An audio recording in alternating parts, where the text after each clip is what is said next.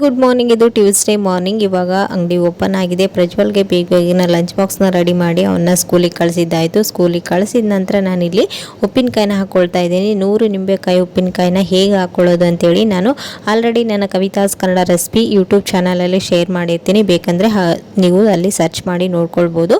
ಇವಾಗ ನಾನು ಮೊದಲೇ 3 ದಿನದ ಹಿಂದೆಯೇ ನಿಂಬೆಕಾಯಿಗೆ ಚೆನ್ನಾಗಿ ಕಟ್ ಮಾಡಿಬಿಟ್ಟು ಅದನ್ನು 3 ಡೇಸ್ವರೆಗೂ ಉಪ್ಪಿನಲ್ಲಿ ಹಾಕಿ ಹಾಗೆಯೇ ಬಿಟ್ಬಿಡ್ತೀನಿ. ನಂತರ ಅದಕ್ಕೆ ಒಗ್ಗರಣೆನ ಹಾಕ್ಕೊಳ್ತೀನಿ.